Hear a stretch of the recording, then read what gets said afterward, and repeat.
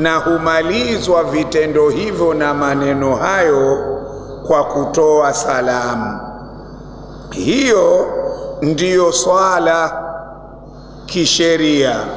Summiati salatu salatan, imeitwa swala kwa jina la swala, liannaha, kwa sababu hiyo swala, tashtamilu ala duai, inakusanya ile maana ya dua iliyokuja katika lugha.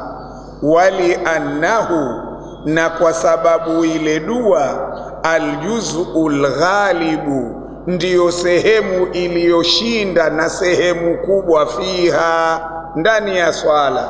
Ndani ya swala karibu sehemu kubwa ni dua. Kwa hivyo ndiyo maana swala ikaitwa swala.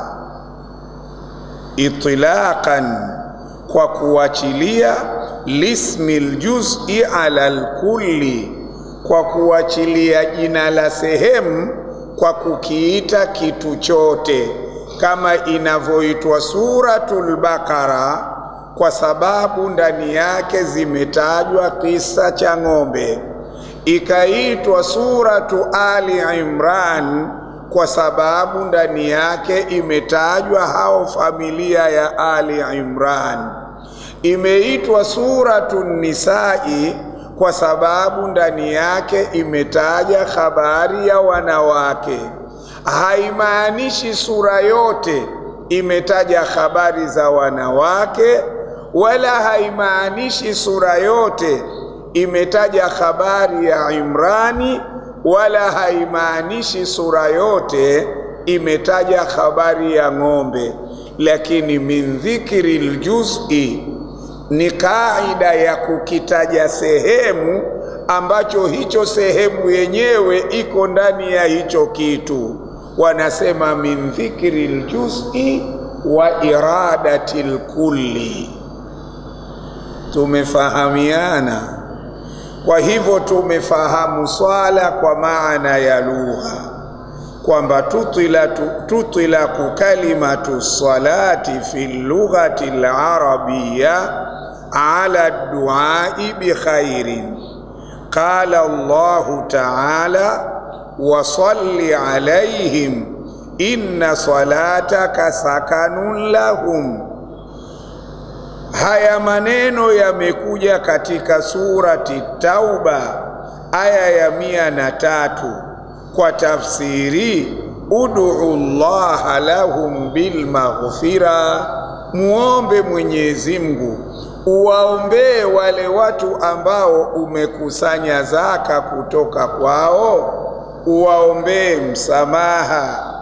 Amma fi istilahil fuqahai, ama ili neno swala katika makubaliano ya wana wazuoni, fatutlaku kalimatu salati, huachilika neno swala ala aqwalin, pakikusudiwa maneno, wa af'alin, pakikusudiwa vitendo, lakini makhsusatin, maneno yenyewe ni maalum na vitendo vyenyewe ni maalum.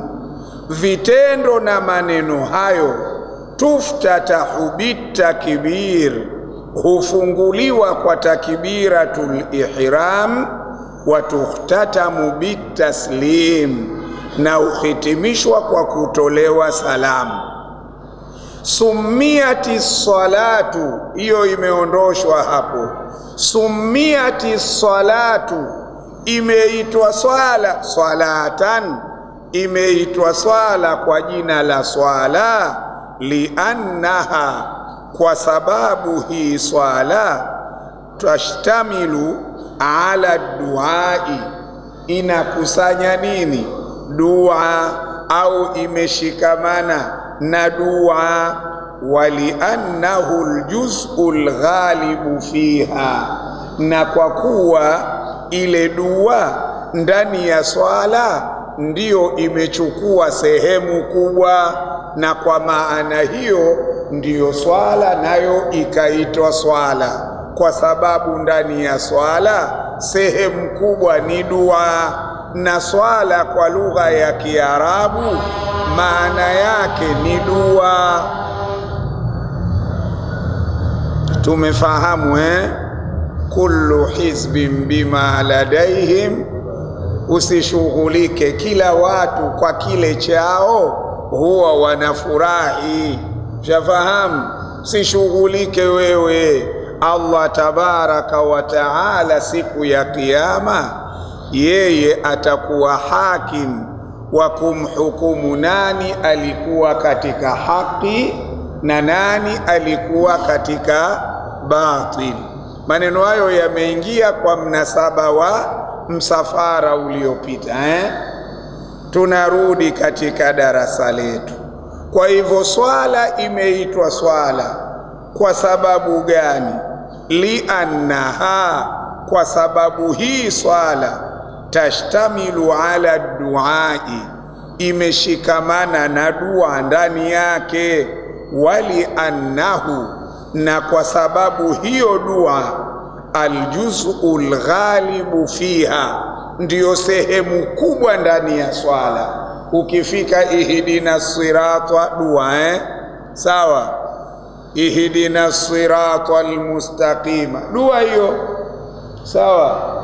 Kwa hivyo ukiangalia swala yenyewe karibu yote imekusanya dua, ndiyo ikaitwa swala kwa jina hilo.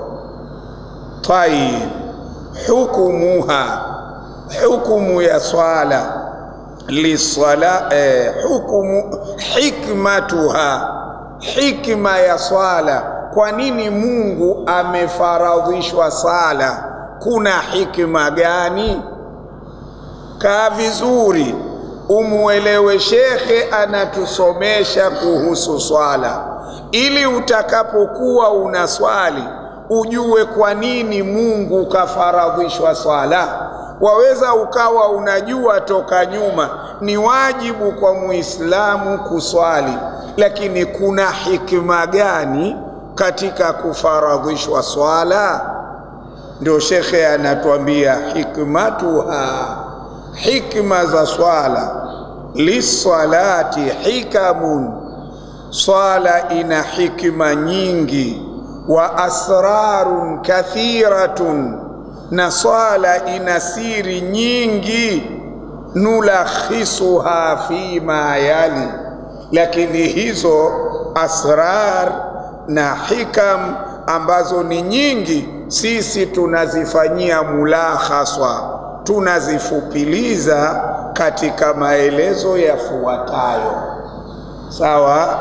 Awalan, hikma ya kwanza annahu an yatanabbaha al-insanu, hikma ya kwanza an yatanabbaha al-insanu, kupitia swala huzinduka mwanadamu ila hawiyatihi alhaqiqa, katika kuelekea katika yale mapenzi yake ya uhakika.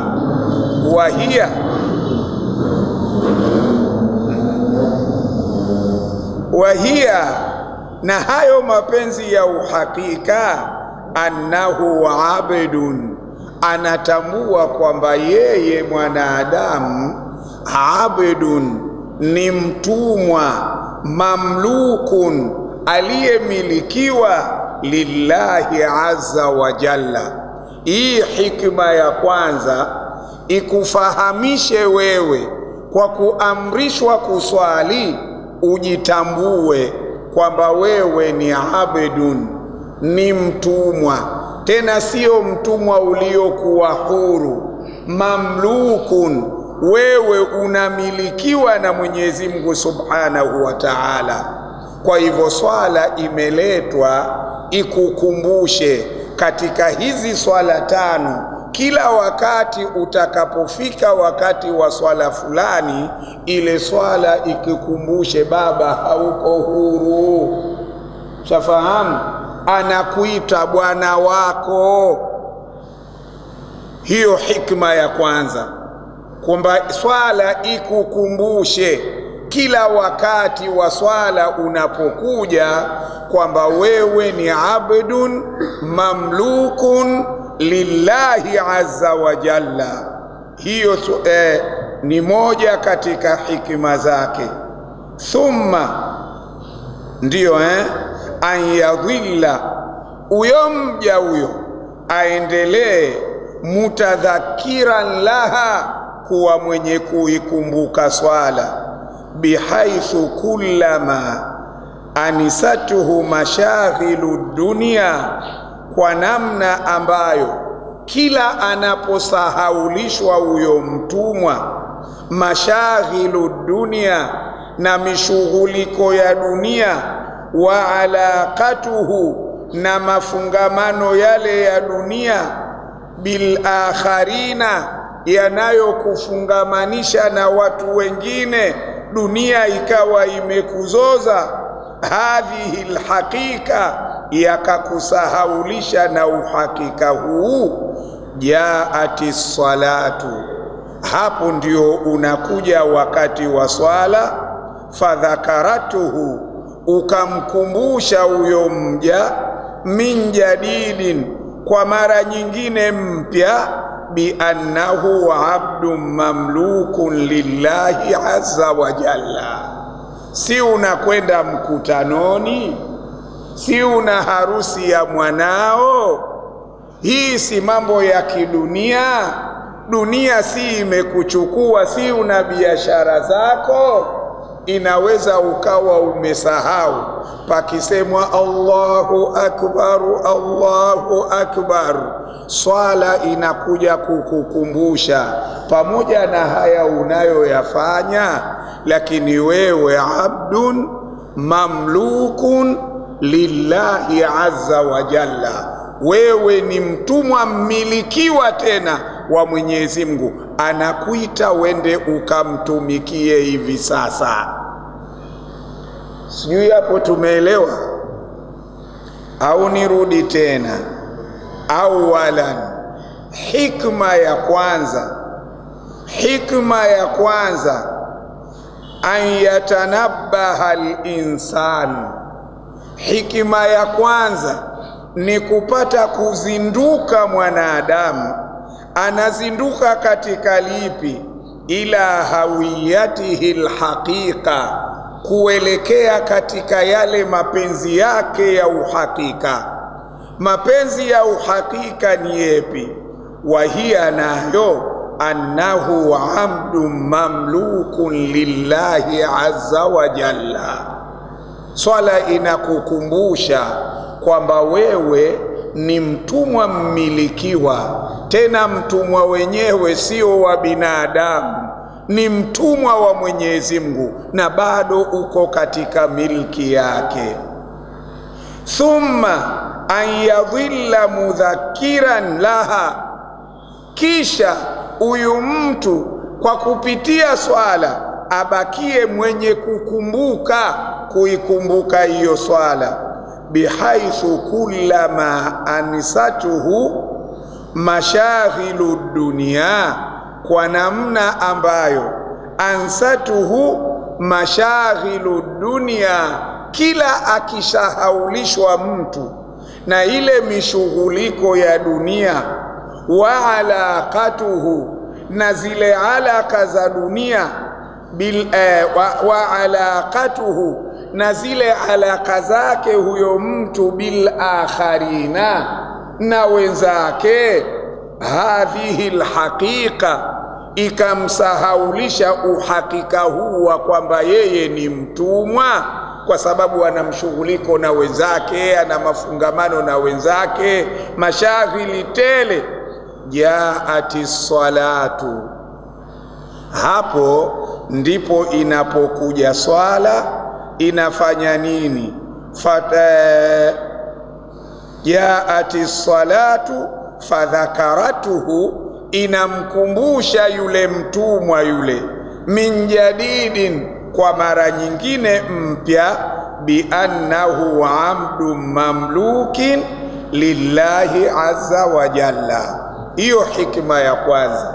Ukisahau, uko katika harakati, uko katika mishughuliko yako, inakuja swala, Allahu akbar, Allahu akbar, inakukumbusha bwana mkubwa, pamoja na kwamba sasa uko katika mipango hii, lakini hapa bosi alikupa nafasi ya kufanya yako.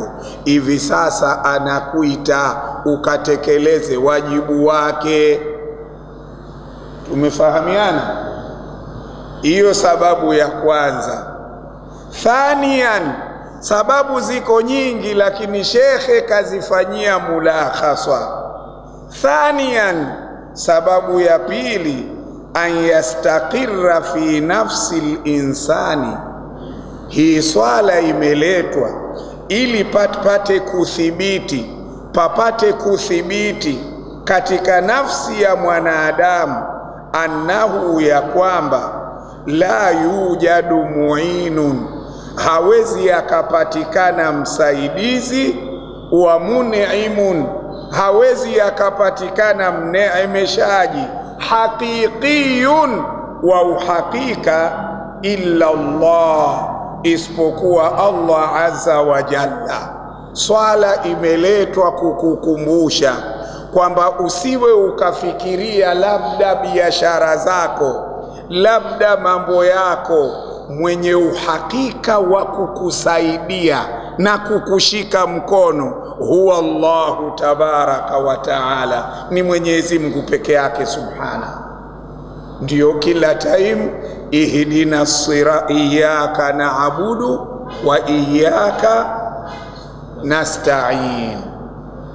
Sawa wa in kana yura fi dunya, hata kama panaonekanwa hapa duniani, wasaitun, vikaa katikati, wa asbaban, wa in kana yara, tuisome kwa maalum, wa in kana yara, hata kama huyu mtu anaona fi dunia, hapa katika dunia, wasaitwa, anaona kuna kitu kiko katikati baina yake na Mungu, kazi yako baina yako na Mungu, shamba lako baina yako na Mungu, uongozi wako. Shafahamu hapa katikati unaona pana kitu hicho. Wa in kana yara, hata kama anaona fi dunia, hapa duniani, wasaitwa, mkaa katikati, wa asbaban kathira, na anaona sababu nyingi, yabdu, ikawa inadhihiri, fi dhahiri, kwa uwazi wake hizo sababu na wasaitu anaona annaha hiya allati tu'inu wa tun'imu, hata kama yeye mwenyewe anaona kwamba mambo yake yanafanikiwa kwa sababu yeye yuko katika ofisi inayolipa bora.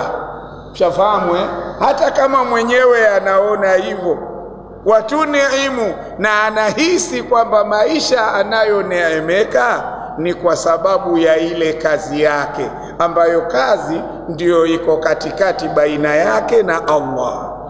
Tumefahamiana walakinil haqiqa, lakini uhakika, anna Allah, ni Mwenyezi Mungu subhana, sakharaha, hizo wasaitu zote hizo amedhalilisha Mwenyezi Mungu jamia lilinsani, vimtumikie Mwenyezi Mungu tabaraka wa taala. Mshafahamu? Subhanallah, elewa maneno makubwa hayo. Lakini Mwenyezi Mungu tabaraka wa taala, iyo kazi yako, iyo nafasi yako, chochote unachoona ndiyo kinatengeneza maisha yako, elewa jaalaha Allah, amekifanya Mwenyezi Mungu subhanahu wa ta'ala. Amekifanya nini? Kukidhalilisha kikutumikie wewe mwanadamu. Sawa?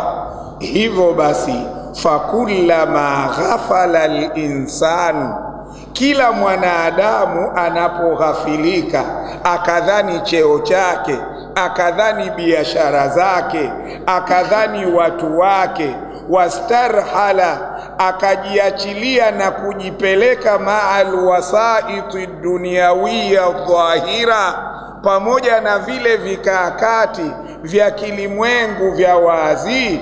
Jaati salatu, Allahu akbar, inakuja swala, inafanya nini? Tudhakiruhu, inakuja kumkumbusha bi anna almusabbiba, kwamba huyo msababishaji wa wewe kuwepo hapo kazini, huyo msababishaji wewe ukalima ukavuna, huyo msababishaji wa kuwa wewe uko katika nafasi fulani, inakuja swala kukukumbusha huwa Allah, si mwingine ni Allah. Fahuwa wahdahu, yeye Allah peke yake.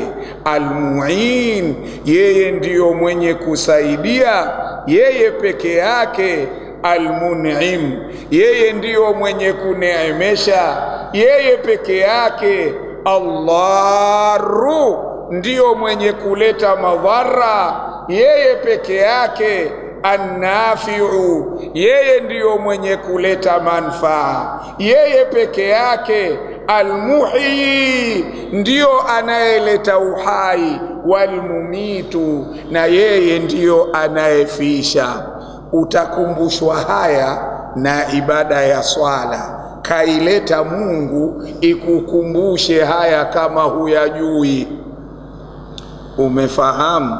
Kama unafikiri mambo yako yanakwenda kwa mipango yako, kama unafikiri mambo yako yanakwenda kwa cheo chako, kwa mali yako, kwa madaraka yako, kwa ulinzi wako, swala inakuja kukwambia si lolote, si chochote vitu hivyo, bali Allah tabaraka wa taala huwa alhaqiqiyu almun'imu, huwa alhaqiqiyu almu'inu, huwa alhaqiqiyu Allahu annafi'u almuhyi almumitu.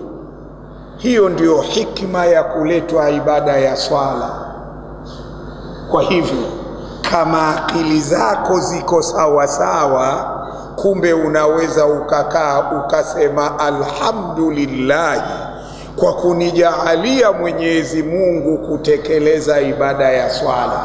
Lakini hiyo ibada ya swala iwe inakukumbusha haya, ndio itakuwa ibada ya swala, wewe umeifahamu. Tumeelewana hapo? Turudi tena cha pili.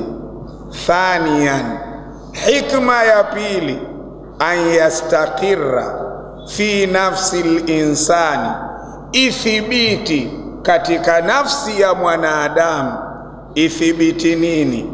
Annahu, ya kwamba la yujadu mu'inun, hawezi kupatikana msaidizi, wa mun'imun, hawezi kupatikana mneemeshaji, haqiqiyun, wa uhakika, illa Allah azza wa jalla. Wa in kana yara, ijapokuwa mwanadamu anaona, fi dunia, hapa duniani, wasaita, anaona kuna vitu viko kati na kati, vinaunganisha maisha yake.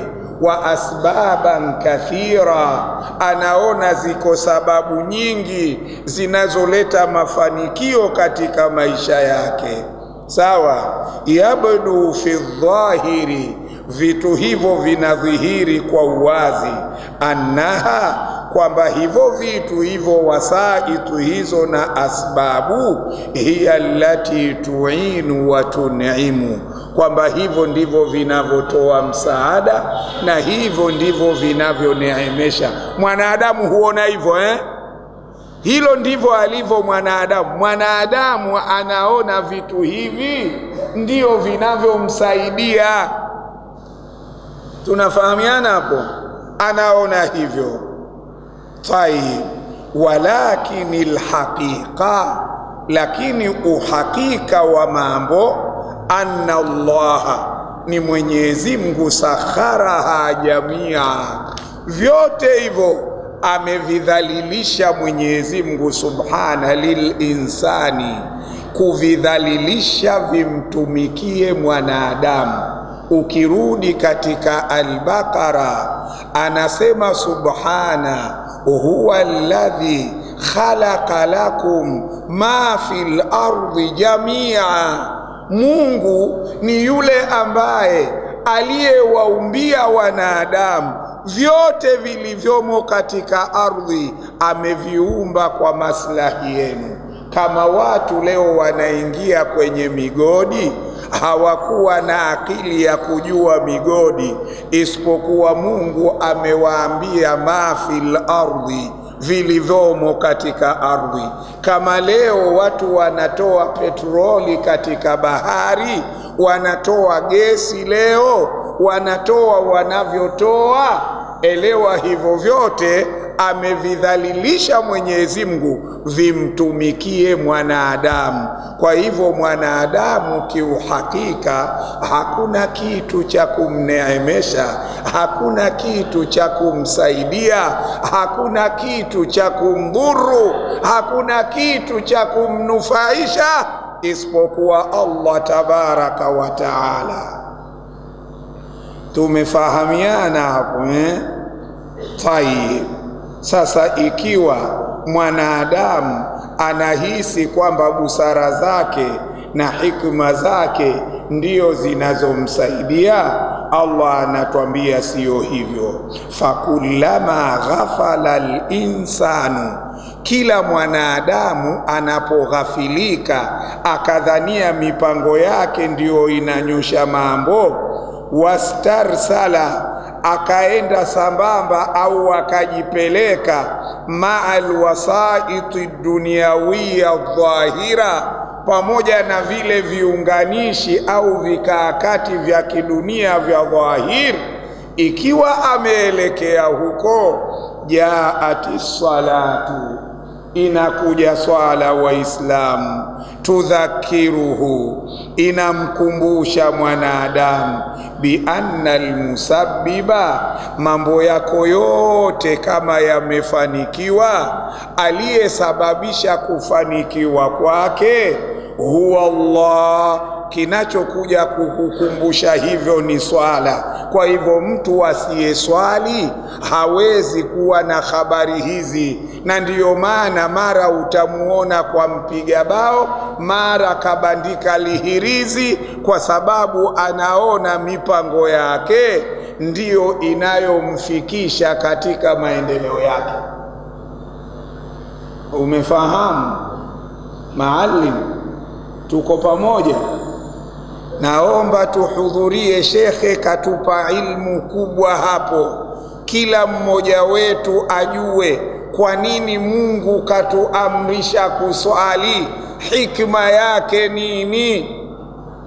Tayib, anaendelea kusema huwa Allahu fahuwa wahdahu almu'inu fahuwa wahdahu almun'imu fahuwa wahdahu aldaru fahuwa wahdahu alnafi'u fahuwa wahdahu almuhyi walmumit. Ni yeye peke yake Allah tabaraka wa taala. Thalithan, hikma ya tatu, kwa nini tuswali?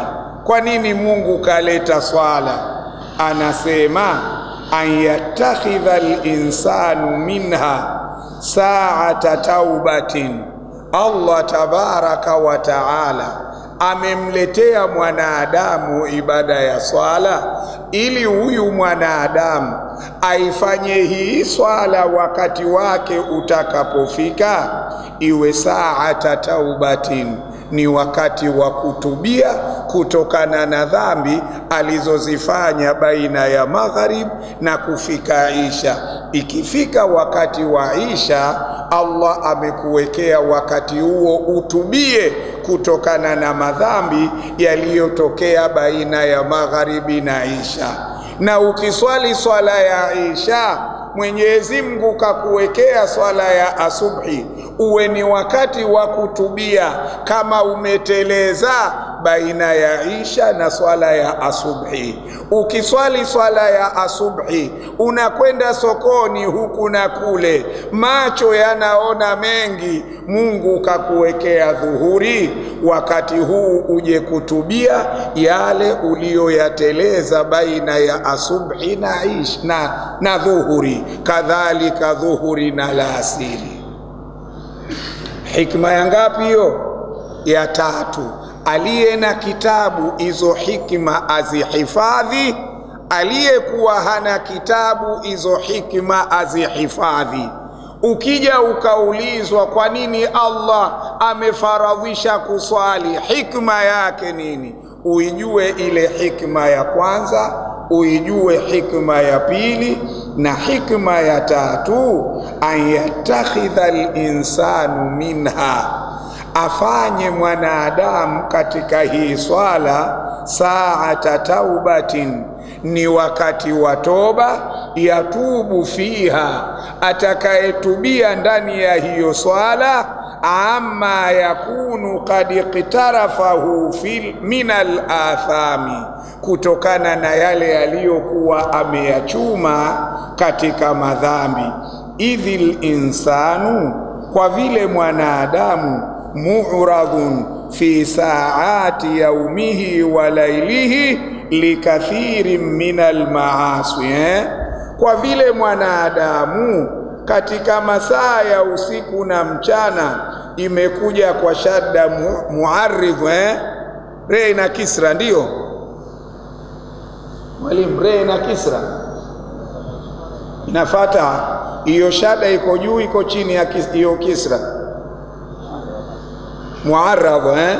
Tayib, anasema li anna idhil insan, kwa vile mwanadamu, muarradhun, kama kwamba hudhihirishwa, kama kwamba hupelekwa, fi saati yaumihi, katika masaa ya mchana wake, walailihi, na katika masaa ya usiku wake, likathirin min almaasi, muarradhun likathirin min almaasi, huwa anapelekwa na yale masaa katika mengi katika maasi, allati qad yash'uru biha wa qad la yash'uru, dhambi ambazo wakati mwingine mtu anajua, wakati mwingine mtu hajui, lakini anakuwa kashaingia katika dhambi.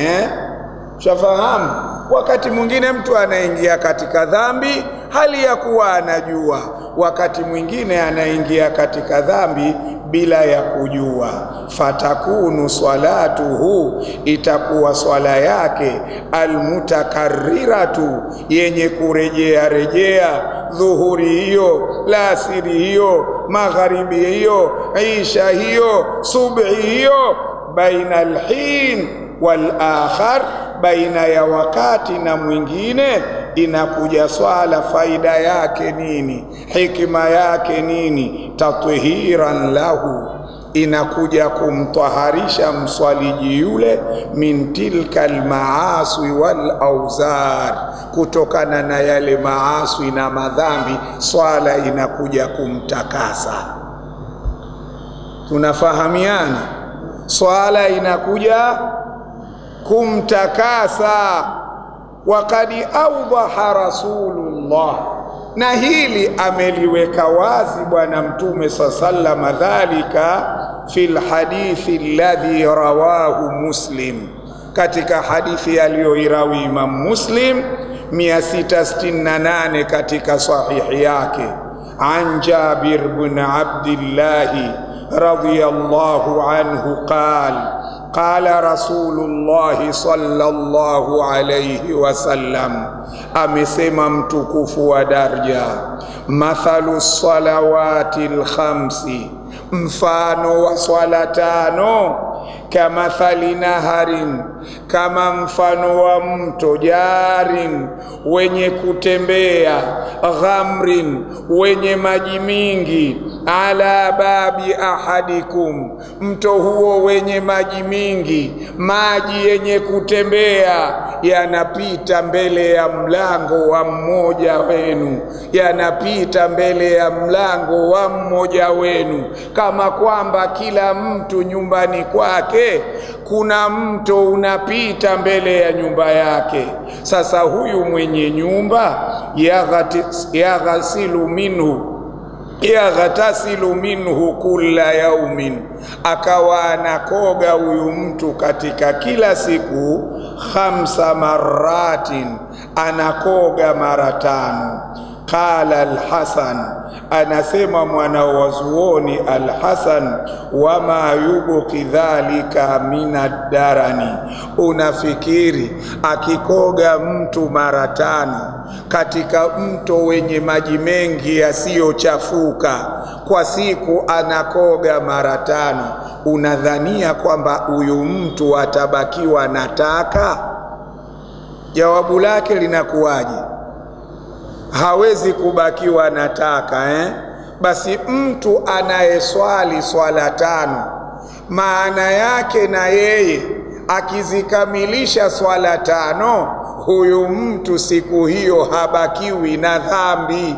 Hiyo ndiyo hikma ya kuletwa ibada ya swala. Walidhalika qala ta'ala, Mwenyezi Mungu mtukufu kwa sababu hiyo ndiyo akasema, utulu ma uhiya ilaika minal kitab wa aqimis salata inna salata tanha anil fahshai wal munkar.